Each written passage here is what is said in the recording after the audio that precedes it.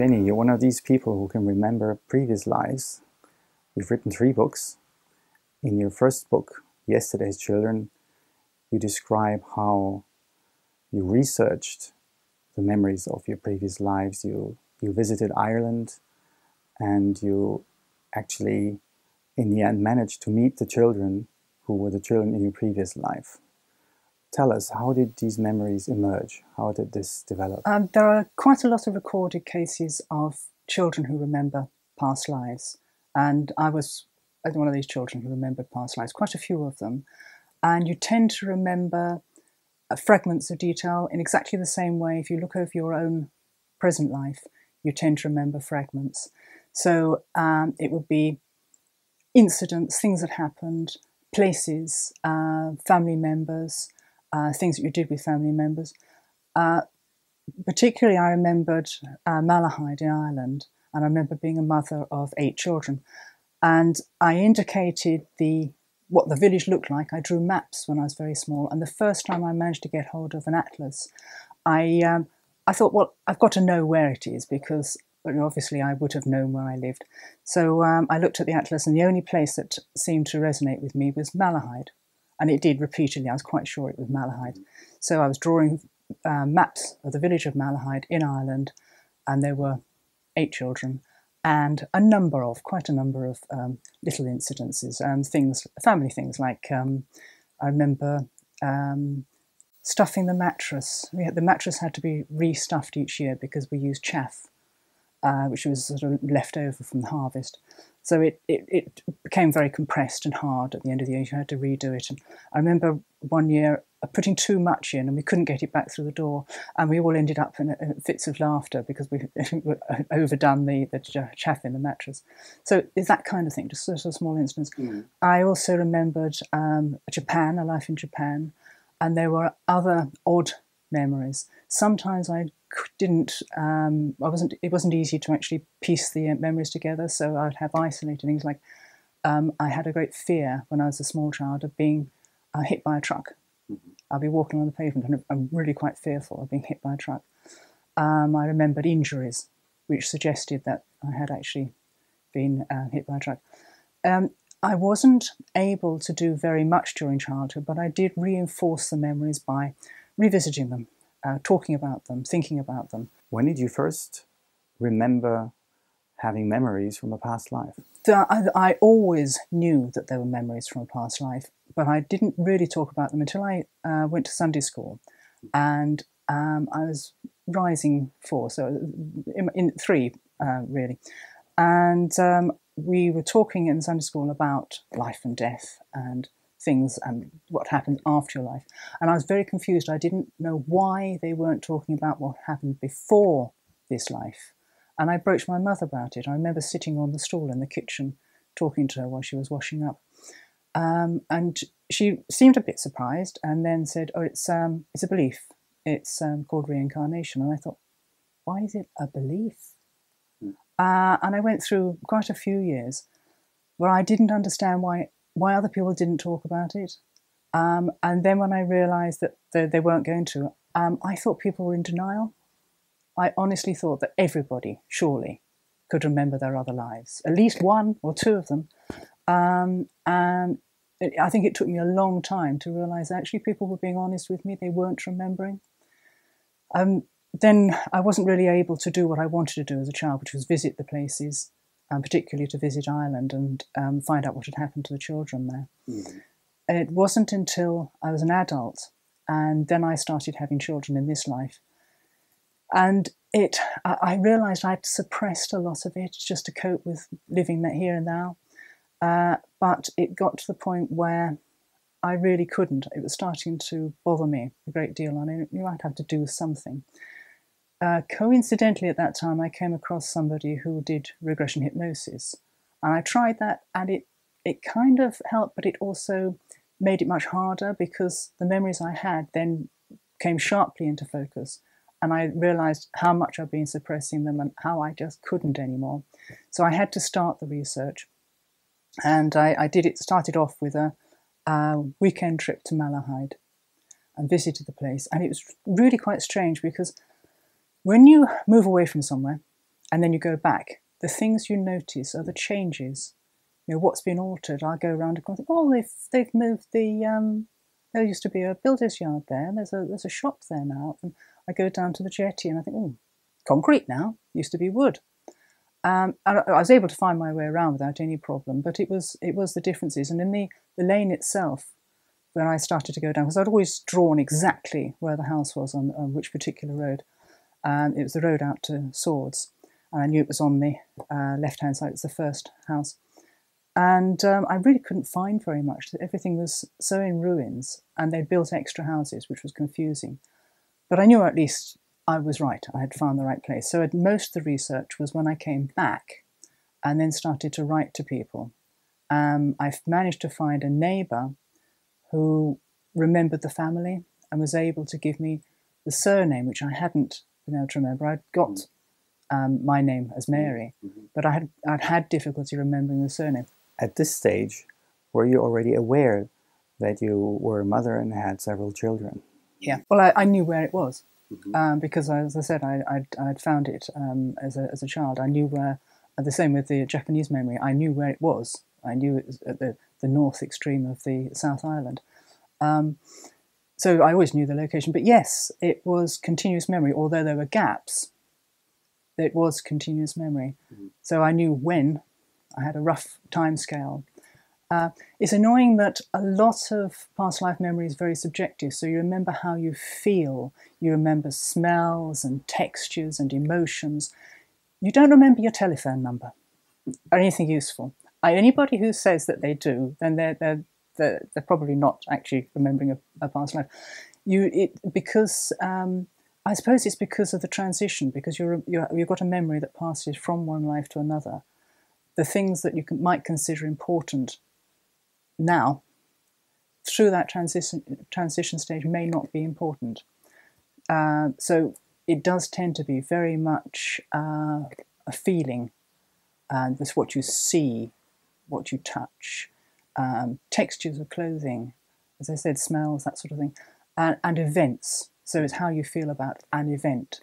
So the children in Ireland, I'd remember something like Frank, as I found out, but the youngest boy, he used to fidget with the bottom of his clothing all the time. It was really slightly annoying, but he used to just, with his fingers underneath the edge of the clothing. But I think he was a nervous, quite quiet boy. So personalities, yes, I remember. I always have remembered. What was your motivation to start this research? It was partly I needed to find the children. I needed to find out what had happened to them. But also, when you're growing up and people keep saying to you, oh, well, it's not real, and you know it is.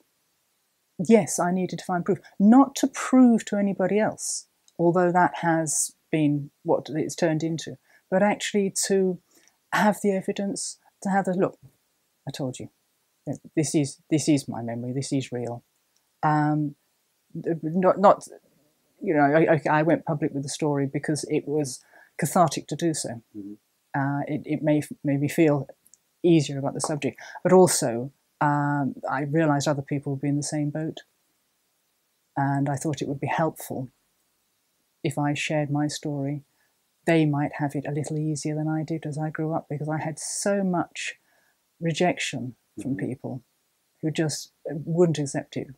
You know, they just wouldn't believe what I was saying, and it was quite hard. One of the things it did teach me, though, is tolerance of views, so that if I wanted people to accept my point of view at all, or even listen to me, then I have got to be willing to accept that there may be other ways of looking at things. How did your parents react to your memories? My mother was fairly good. I think she found it quite hard, but I think she was probably reasonably open-minded about it. And as the evidence unfolded, of course, and she'd grown up with me drawing all these maps and being quite obsessed with Malahide. So when it all started to unfold, it made perfect sense to her that it should do so. I think my father found it harder, but he did read the book eventually, and it was since he was severely dyslexic, it was the only book he'd ever read in his life. So yeah, that was quite nice that he actually read it. That was quite nice. Was it difficult to research all these things in the 1970s? It was quite hard because there was nothing. We didn't have the internet, so it was all done with legwork. I had to go to records offices and write to people and go to places, and it was quite a lot of hard work, and as well all of the past lives, to be honest, researching. So yes, it was quite a lot of.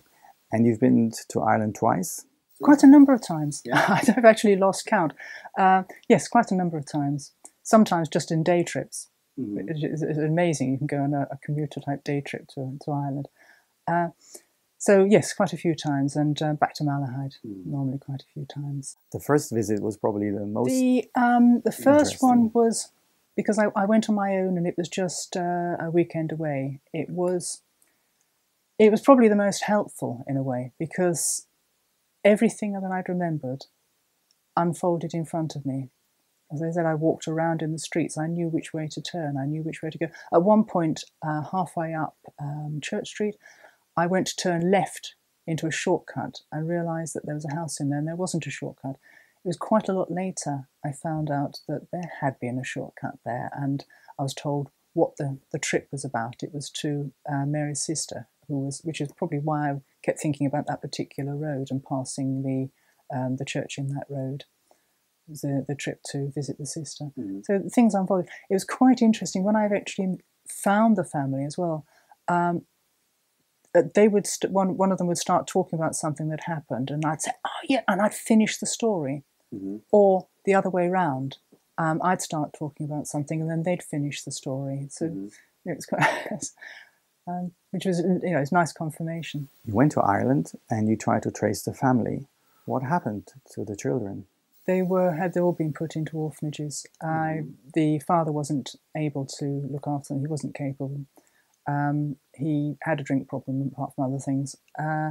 So they'd taken all the children. The girls and boys were separated. The oldest boy was left with his father because he was old enough to work, more or less, in those days. I mean, we would consider him still to be a child, but he was old enough to work. And they didn't see each other. The girls didn't see the boys they didn't see them again until I came onto the scene. The boys then got separated through different things happening in their life, and they didn't meet up until a few years before I started to research. So the family was fragmented. And in your previous life, you died quite young. 30, yes, 37, I think. Yes, yeah, so fairly young, and in just after childbirth of the 8th child, which was Elizabeth, which is funny because that's the same name I gave my doll when I was a child. But yeah, it was, and I remembered the hospital room. I remembered dying. I remembered it had electricity, which I wasn't used to, because we didn't have electricity at home. So it had lit corridors. And it was quite strange. I managed to go back to the hospital room, and the first thing I thought, oh, it's got 2 windows. I remembered one, and I walked back to where the bed was, and there was a pier between the windows that stuck out. So where I was in the bed, in the room, I could only see the one window. And I could still see, it was still it's a 1 story up, and so I actually managed to locate the room, which was slightly strange, very strange going back in there again and remembering. And the emotions of this. Oh, the whole thing is something people don't tell you. The roller coaster ride, the emotional upheaval is quite phenomenal. A lot of people research children who remember past lives, but the children themselves don't often get a say about how it feels. And it is really quite double-edged in a way. It's fantastic if you're able to resolve the life, but in some part of you is still in the past, and then all of a sudden you meet everybody and everything catches up, and because you remember the children, you remember the family as it was the moment you died. And then you get, okay, they've grown up, and you meet them. But then some part of the unconscious hasn't quite caught up until you meet the people again. And it's really quite quite disturbing. It takes quite a while to regain equilibrium after that kind of experience. It's worth doing, definitely worth doing, but quite unbalancing, I think. That's what makes these stories convincing. There are emotions there, there's life there. Yes, the whole thing is about emotion. If it was just straightforward facts, most of the children probably wouldn't even bother, I think. But it's the fact that you have an emotional tie to the past that is the motivation to do anything more about it anyway. Finding out what happened. Do you think these memories have influenced your life now? I think at times they have swamped my life now. Each time I've managed to resolve a past life, something else has happened, and I've started to remember another one that was buried a little deeper. And it's only recently that I've stopped researching, only in the last few years, because I've managed to find and resolve so many of the past lives.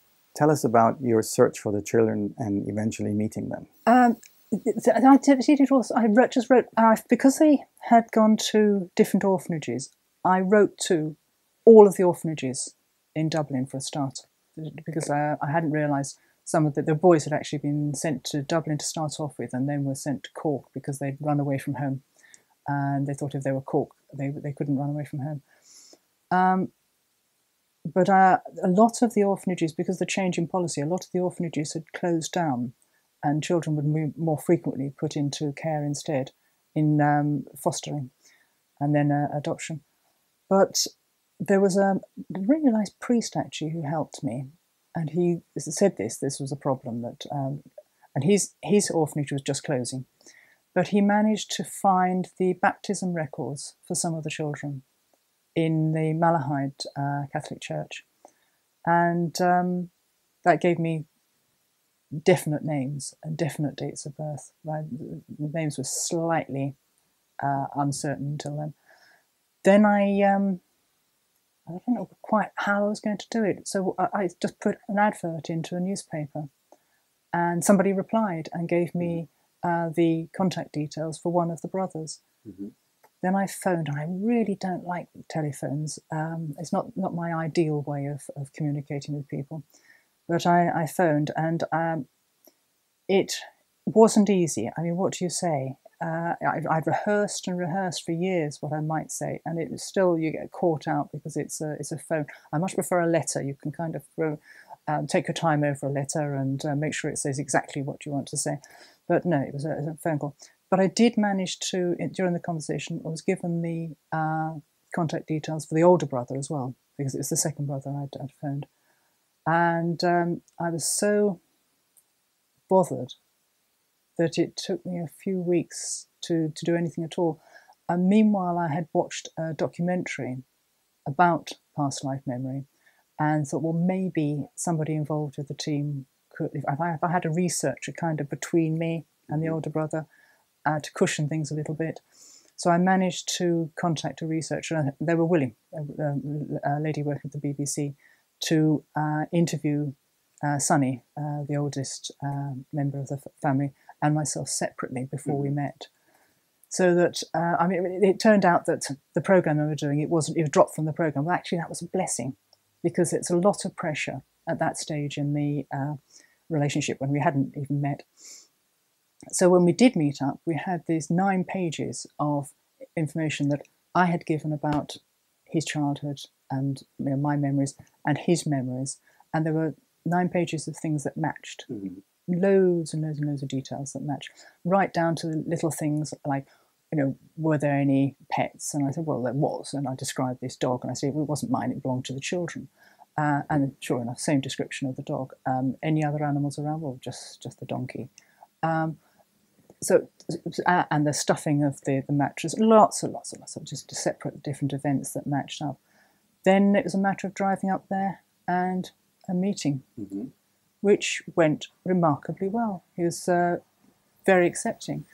How old was he then? At the time, I think he was about 72. And you were? I was about 40, I suppose, no less than that, but not much, 30-something.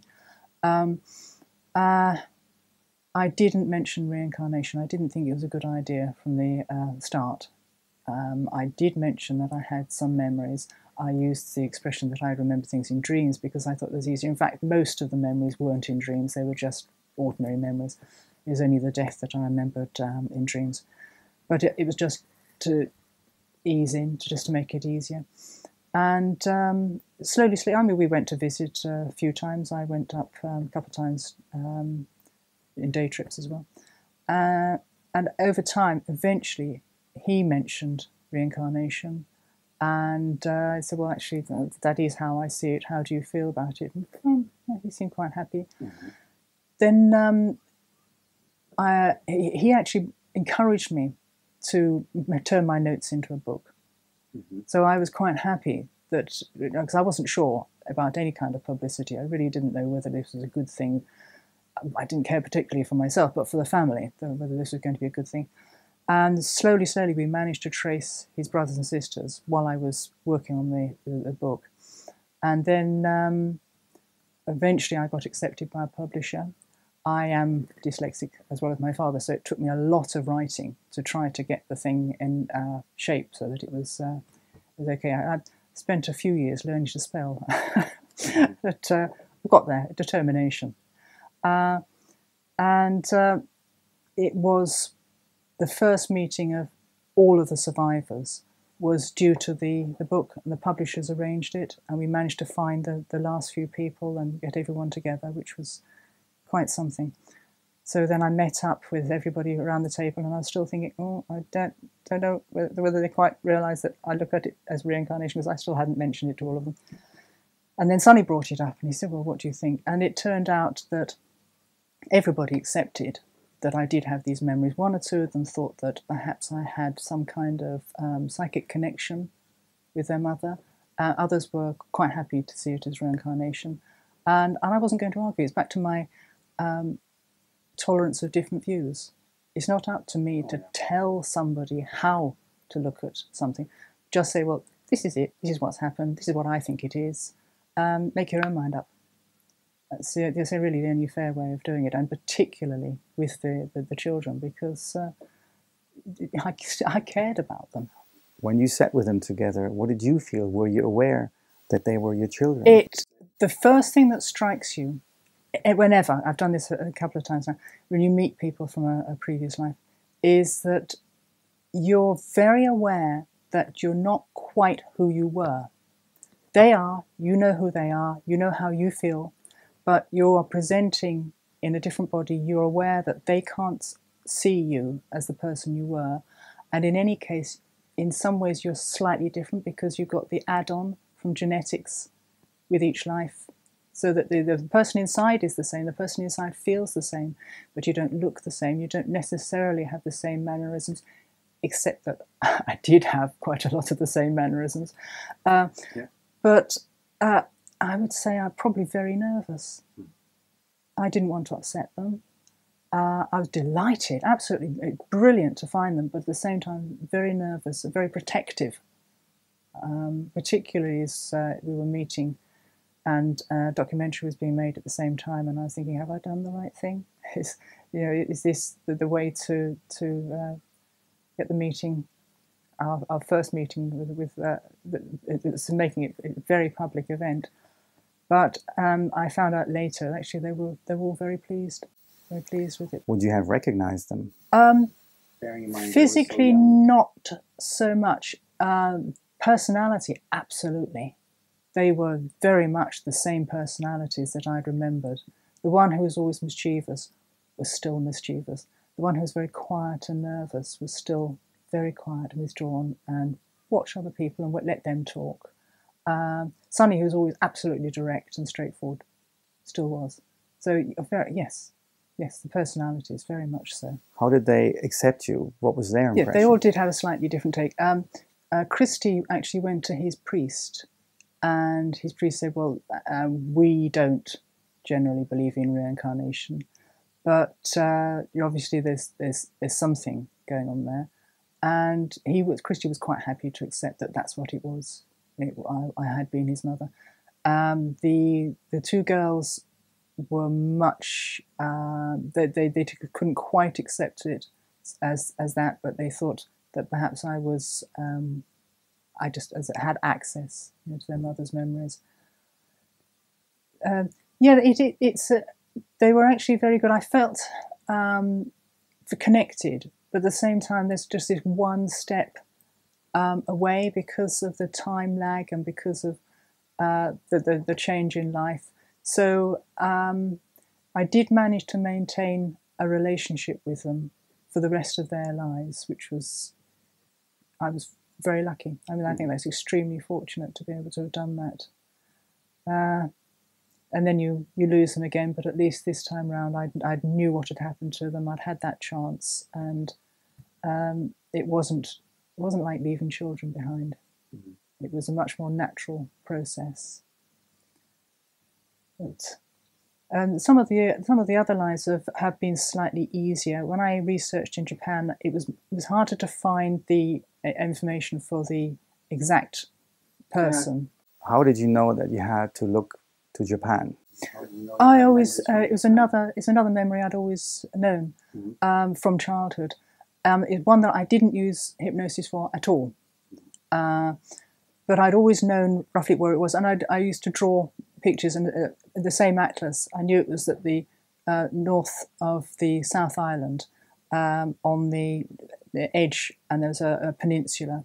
I couldn't find detailed maps of Japan, and I'm not quite sure what triggered the research. I think I eventually managed to find a map, a more detailed map, and exactly where I was looking, there was a peninsula. I thought, oh, we're getting somewhere. This is good. And as I started to, I'm trying to remember how that research started off. I think I just get obsessed and just keep going. I did manage to get a trip to Japan and had a look around in the area. It wasn't terribly successful. It was with a Japanese film company, but I didn't really have the time to sort of stop, think and relax and think about where I was. So when I got back, I learnt to write in Japanese. I taught myself to write in Japanese so that I could write letters of inquiry. I couldn't write in Japanese now, but at the time I just concentrated and produced some letters of inquiry and found out what I could about the area, found out when different bridges were built, because I remember that was it was a boat trip. I remember falling off the boat in a boat trip. Then eventually I managed to get contact with a Japanese lady, who followed up, and she actually visited the area, and it turned out that the people whose family it was had been interviewed, not in my presence, when the Japanese company were there. But the point for them that made them aware that I was actually knew what I was talking about was I had drawn pictures of where the house was, the exact location, that it was hanging on the edge of the cliff. And this Japanese lady who was helping me said, "No, surely you don't mean right on the edge of the..." I said, "Yeah, it was right on the edge of the cliff." And there was a little veranda, and you could look out and down the cliff and the sea. It was fantastic. When she gave all the details, she said, "Well, okay, I'll ask them. I don't think it can have been there." I said, "Well, it was." And they just said, "Well, how did you know about our house? It had been demolished years earlier. But the family, it had been in the family for a long time, and they'd used the house in the summer."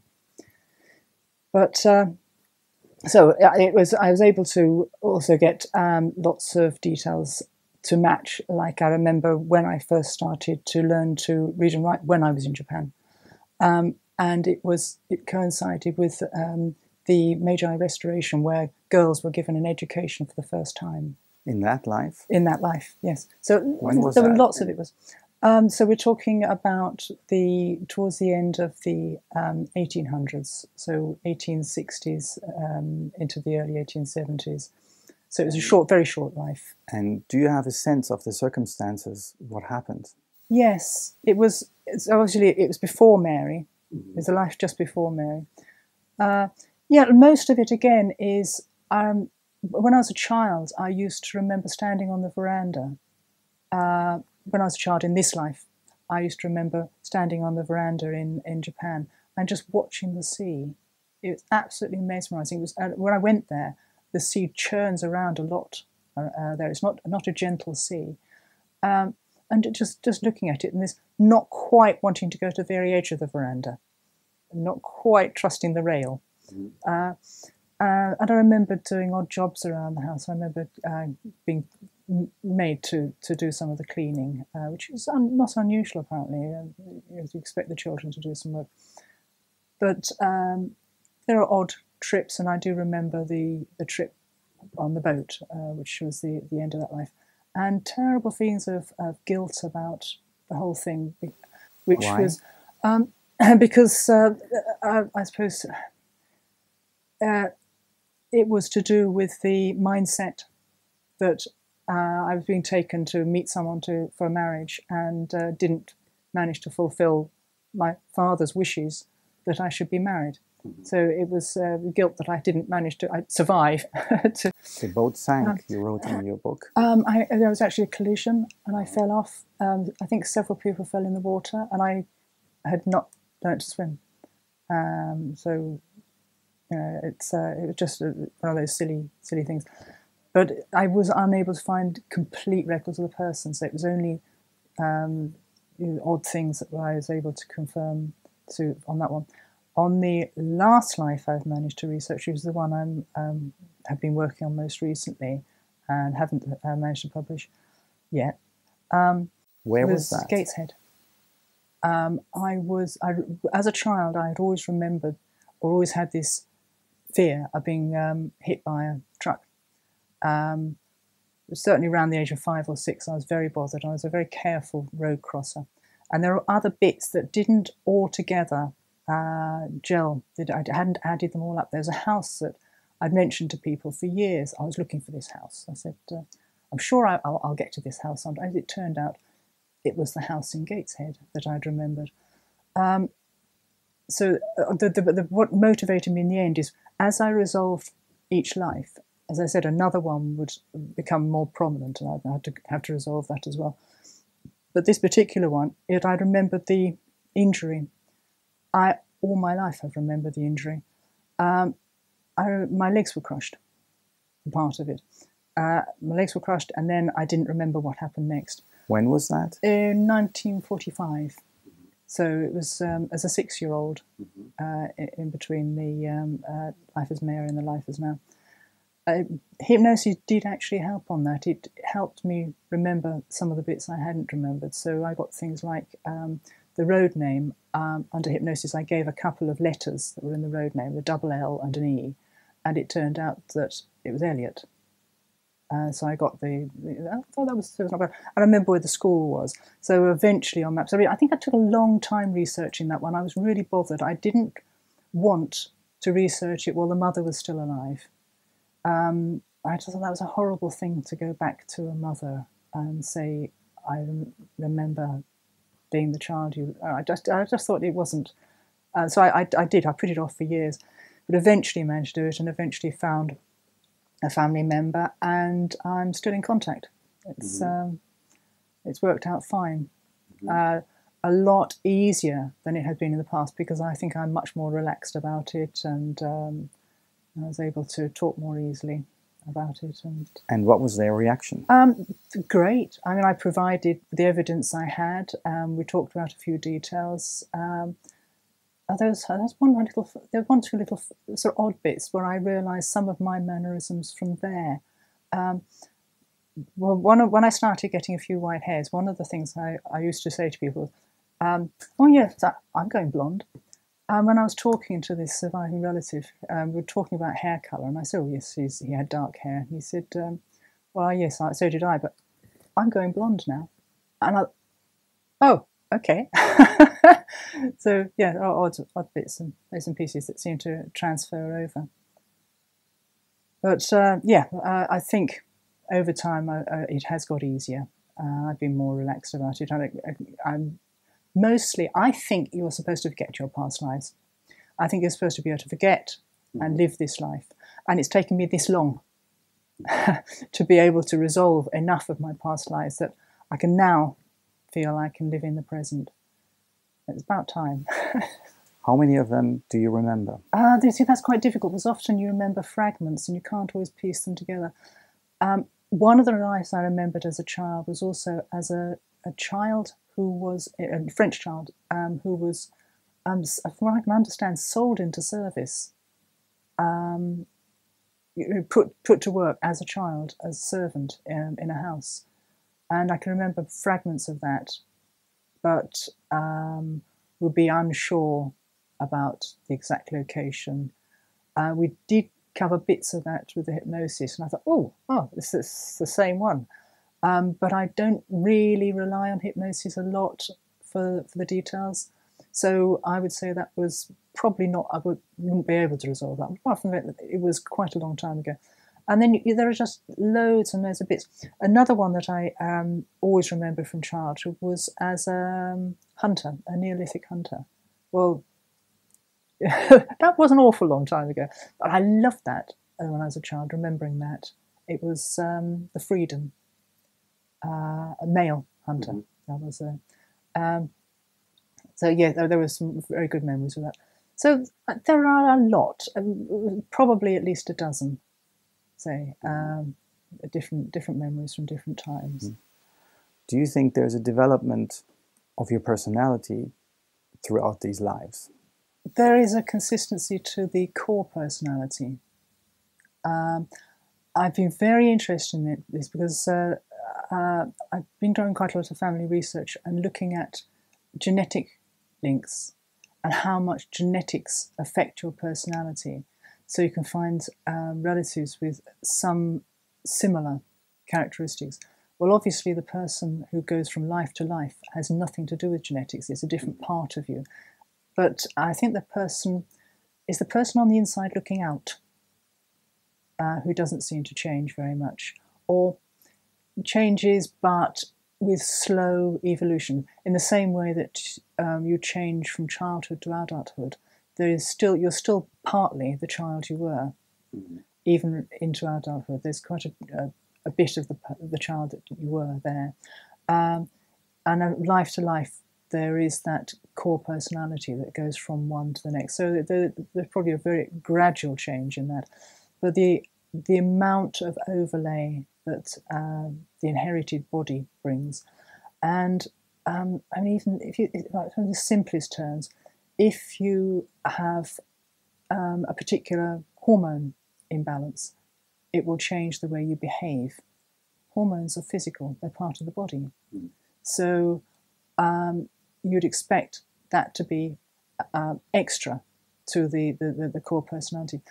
It's an interesting idea to try and find out exactly how much of the real you is the you that gets transferred. I think it's probably the amount that is brought by DNA is probably more considerable than I would like to think, but I think there's probably quite a lot that is the jacket that you put on with each life. The physical body has physical effects on the way that you present as a person. The experiences you have in one life will shape your personality. It's an add-on. The experiences that you've always had will shape the way that you interact with others, say. The amount of tolerance you might have. You might bring anger from one life to another and find that you don't understand. You might have an emotion that you just don't understand, that you might have just brought with you. So yes, life to life, each life is going to affect you every bit as much as things that have happened in your current life. As you're saying quite rightly, most people wouldn't be aware. And I think, back to what I had said earlier, I don't think that you're supposed to remember past lives. I don't think you're necessarily supposed to be aware of what has shaped you and made you the person you are now. Why not? I think it's an awful lot to carry with you. It depends on what's happened. I mean, if there are things that sometimes you would be better shutting out and moving away from, there'll still be your reactions will still be there in the unconscious.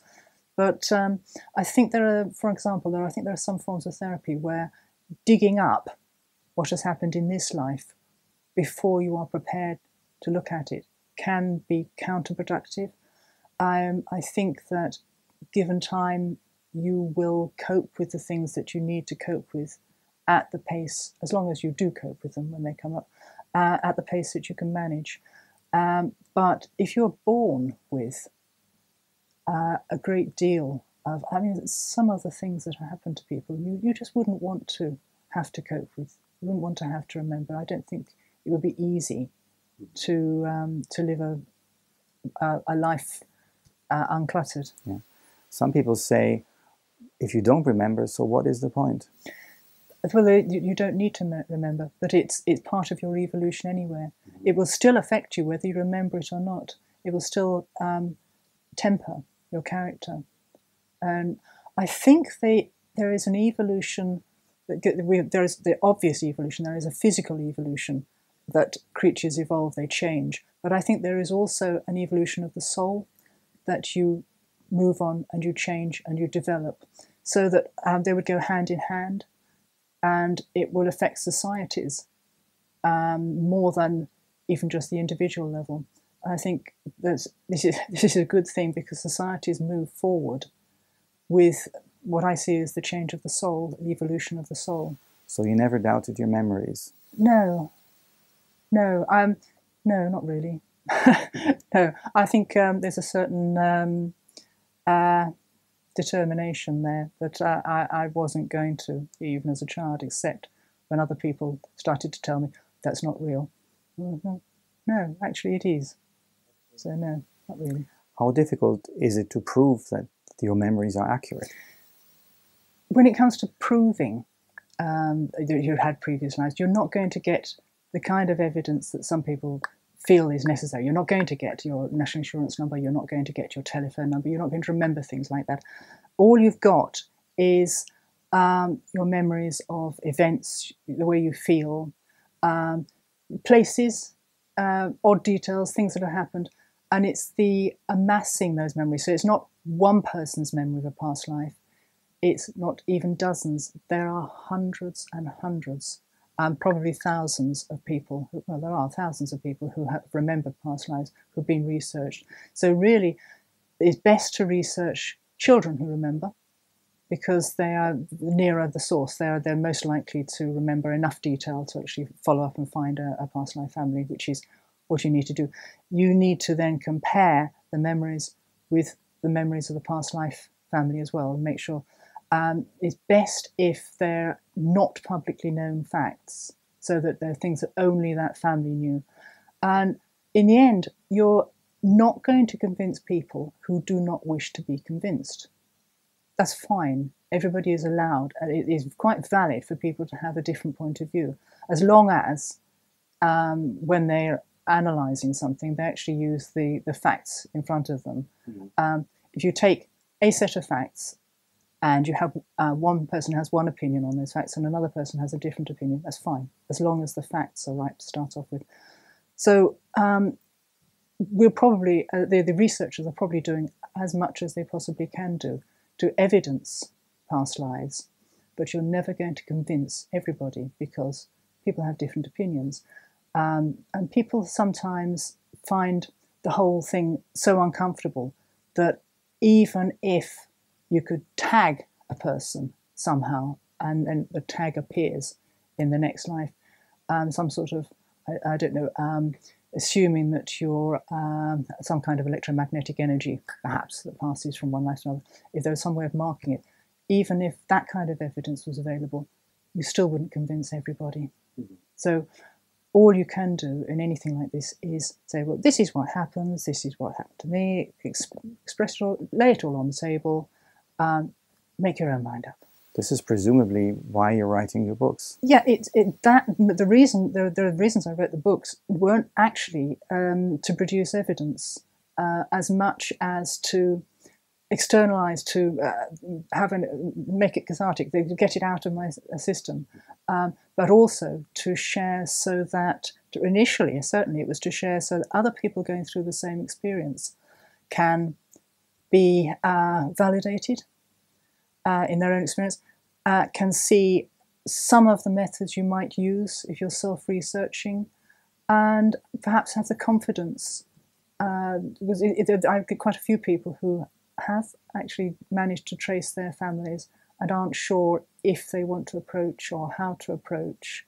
So I get people coming for advice, which is fine. Mm-hmm. That's what it's about. It's about helping people with their own process, with their own research, with just a bit of advice here and there anyway. Mm-hmm. Yeah. Do you think these lives are heading towards a certain point?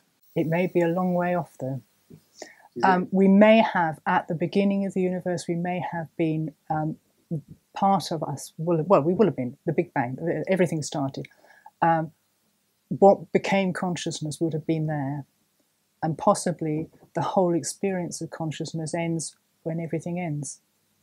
So yes, we may be heading there, but it may be a lot further away than we might imagine. Do you think there's a goal in that development? The goal might simply be, or be as simple as experiencing and understanding, which that could be enough. I don't have all the answers. We're still on the journey.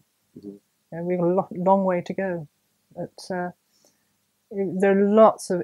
It does get exciting, sort of thinking all the different possibilities, where it's going and what conclusion. Where we will be eventually, but it would be interesting to think that we might connect better with each other, at perhaps at an unconscious level. Well, maybe we already do and don't know. Do you think that society is more accepting of the idea of reincarnation now? I've seen a huge change from when I first started, and it was considered odd. Very, very odd. Now I think lots of people see it as that's what happens. It's quite normal. There have been some lovely cases that have been well documented where parents have heard their children talking about past lives.